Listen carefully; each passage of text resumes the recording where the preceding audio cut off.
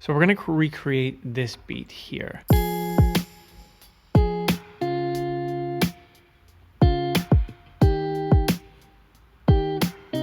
Right, with everything.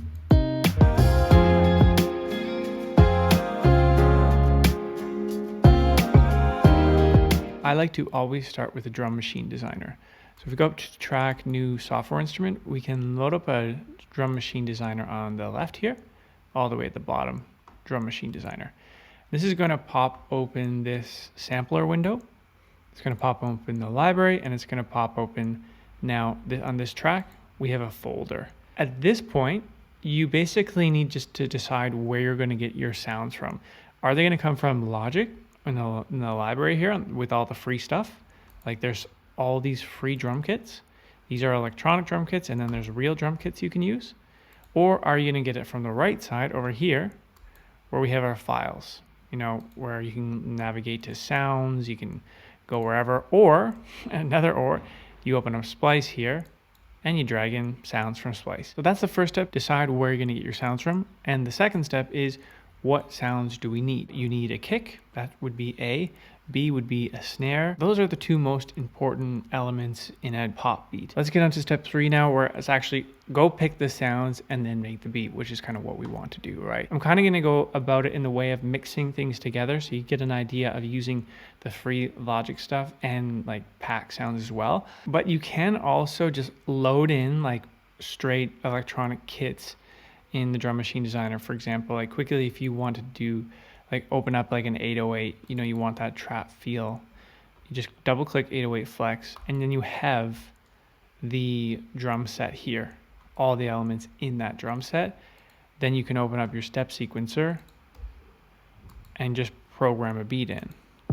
That is the fastest way to get stuff going, at least ideas of beats, and then maybe you can resupplement the sounds later. What we're going to do is actually just Command Z and go back to an empty drum set here, just an empty kit. We're going to call it drums, and we're going to take a listen to our guitar to get a groove of how what kind of sound are we going to want to go and search for a kick sound and a snare sound.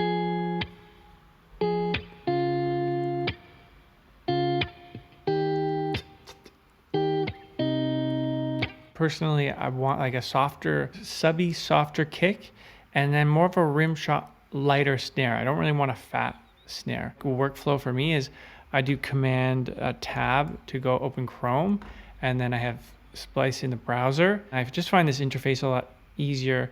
So let's just say we want this.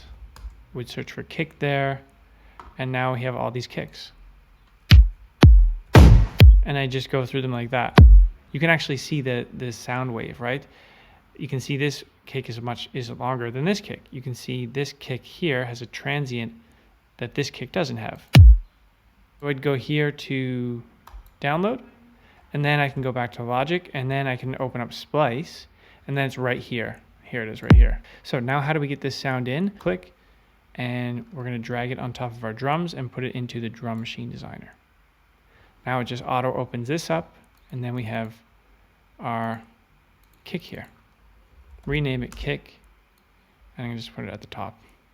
You can press this button to sample it, and here we can actually like change the waveform if we want it to be a bit shorter.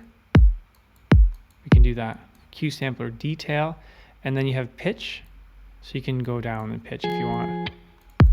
So we just went down, we can go down further. And you're going to probably have to listen to it in context to get the right pitch. And sometimes you don't need to change the pitch at all. So we have our kick. Cool. Let's go look for a snare. Sometimes I don't go over to the browser and Splice. I actually just stay here. If I know I've already have a rim shot, a sample downloaded on Splice, so I can search rim. Yeah, something like this. Where it is a snare, but it's super tight. Load in our snare to the drum machine designer. Again, we can pitch it. We can go and we can, if we want it even shorter and tighter, I'm going to bring my pencil tool up, draw a region, and, you know, go find your kick sound you want and draw in a kick pattern like this. I just think that's slow and takes time. And when in the matter of productivity, I think using the step sequencer is much, much faster. So go to my step sequencer here in the editor window. Now I have my kick and snare here. So I just have to press the green boxes and I can set a beat. So I stay in 16 steps and I make a bit of a pattern here, but then I move to 64 steps, and I'll show you why it's good to stay in 16 steps at first. It just will save you time. Kick, snare, boom, cat.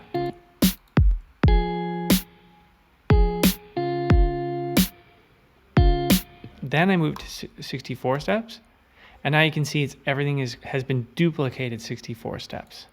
We have 2 windows at the top here now. This is the same pattern now for these 4 bars here. And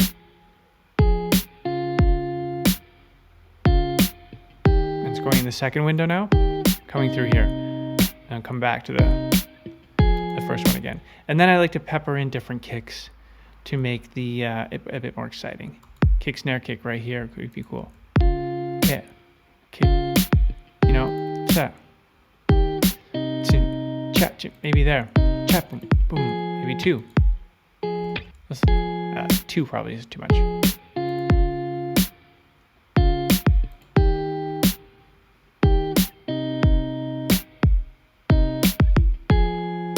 Yeah, I mean, it could be cool. It's always going to sound bare without the glue of percussion hats and maybe a bit of layering of snaps and that kind of thing. So let's go and add some free Logic hats. So just add any new software instrument, drag it into your group here, call it hats. So we can go to drum kit, and then we'll open up one of these drum sets here. And then we have to go to our MIDI keyboard, or you can go to musical typing here and search for the hats. All the drum sets are programmed the same. So like this T, if I press T on this Brooklyn set, it's going to be the same hat. Or like F sharp on the MIDI keyboard, if I press F sharp, I'm going to get a hat with the drum sounds.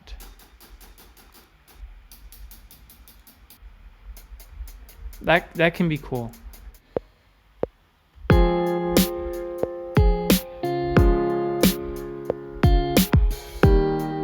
The reason I mean, that was terrible, but the reason I like to play with a controller like that is just you carry a tad bit of velocity over to with your human hands. I'll quantize those by 1/16.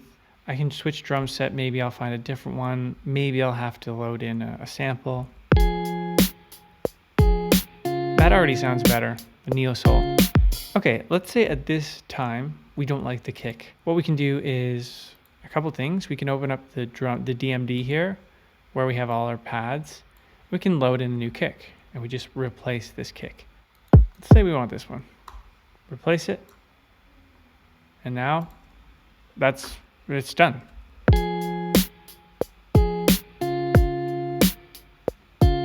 Let's now load in some snaps and some claps. Quickly, you can do that just by searching claps. Here's a bunch of claps on Logic, and snaps. There's a snap. There should be more snaps. Yeah, if you just search snap. I didn't even mention this, but there's tons of loops over here. Like you can just go snaps. There's a snap thing, and also like if you just want a snap loop, or maybe a hi-hat loop. So let's just say hi-hats. Here's a hi-hat loop. We can just drag this in and then just drag it up. A hat loop. Sometimes these are really good to add just a bit of texture. This is a bit weird, but this first part, this part is kind of cool. So maybe I might just delete that. Command R, just have those two. We can call this like a percussive loop or something. Let's get back into looking for snaps now. So I'll go snaps if I have any in my downloaded library. If I don't, then I go here and I'll search for a new pack in the browser. But let's just see if I have any in my library. So let's add that to the drum machine designer. Snaps. This bothers me a lot. Whenever you drag a sample in, it changes the thing to untitled, and I have to go back and rename it drums. Let's put the snaps on our snare hits. And let's mix it in. Might change the velocity a bit.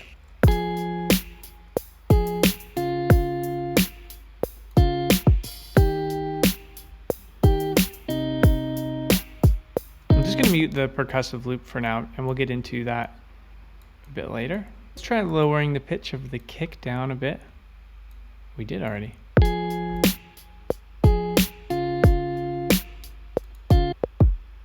Soloing it.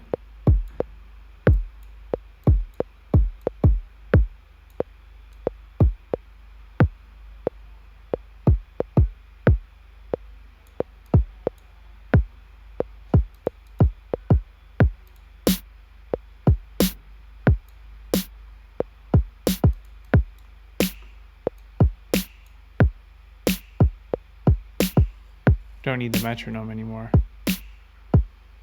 I think it'd be cool to have a bit of a harder hit every second snare hit, I think. This. Yeah, this. Okay. So add it to the... Oh, where'd it go? Add it to the drum sampler. In the step sequencer. Add the hit. Boom and boom.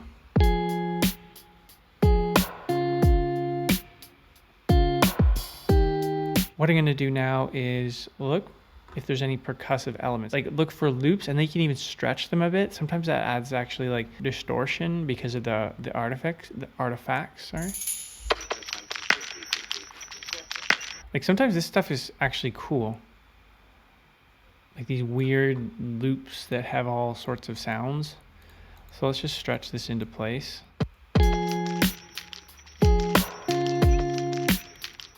You could filter this stuff down too, so.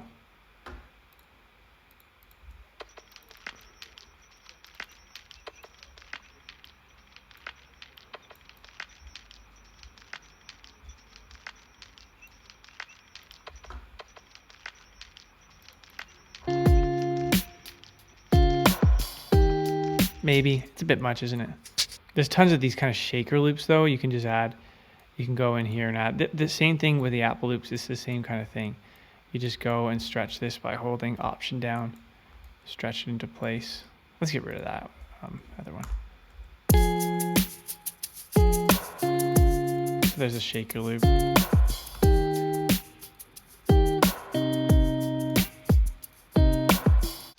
This one, I really like weird stuff, and sometimes that's cool. Okay, let's just stretch this. Let's see if that, like if we obnoxiously stretch it.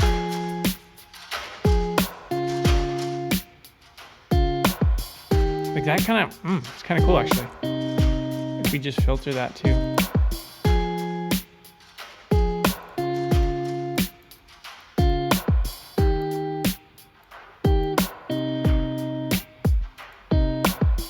Push it back with a bit of reverb. Let's say we're happy with the sounds, right? Let's just say we're happy with the sounds. We would right click on this yellow thing, convert to MIDI region, right click again, and separate by note pitch. Now we have our kick, we have our snare, we have our snaps. We have this weird, let's say weird perk loop. We have a shaker, let's say, let's hide that for later. So I'm gonna open up H and just hide this. And I'm gonna hide the percussive loop because I don't wanna see them. What I would do now is I'll start mixing it a little bit, fattening up the things. Because these are samples, this kick doesn't need a lot of compression. You might give it some love with an EQ. You could do something like that. Or like if I just do that, that's gonna increase that huge thump there. That would be obnoxious. I went 12 dB. You might wanna just, you know, if you want a bit of a boost there. Yeah, the enveloper in Logic. So you can design the transient here on this kick, or you can bring this attack up. See if I'm just gonna bring the gain up on this side. It makes it more, right? Bring it down. If you want to soften it a bit.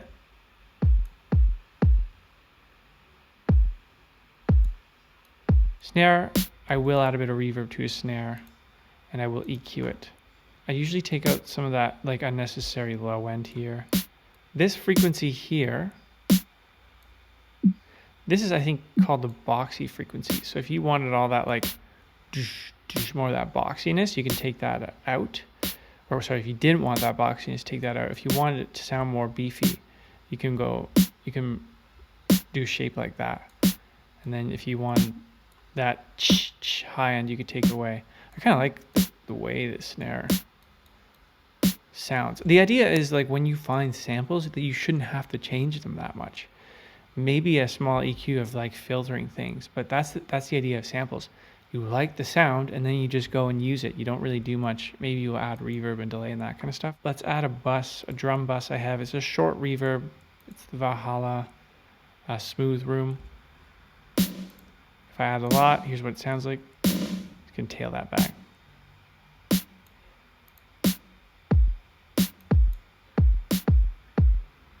I should be actually listening to this stuff and mixing while I'm playing with stuff, other things. There's that weird hat. Oh yeah, I hit it and I didn't mute it, so I'm gonna do that. Much better without that percussive loop. Too much reverb on this. Because we're in a drum machine designer, all these tracks are going to this drums output. We can put effects on here.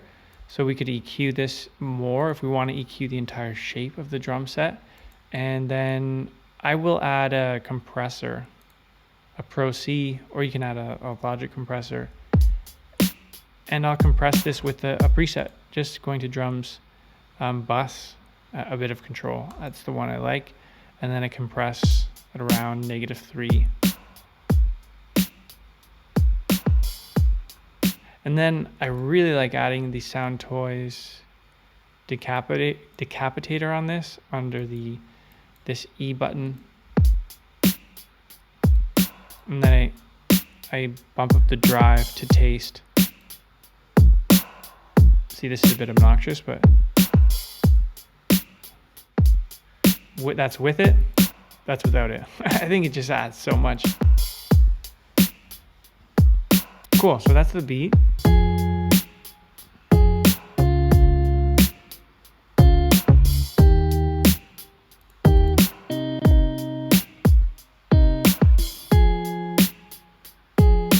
Feel free to subscribe, guys, and I hope to see you in the next video.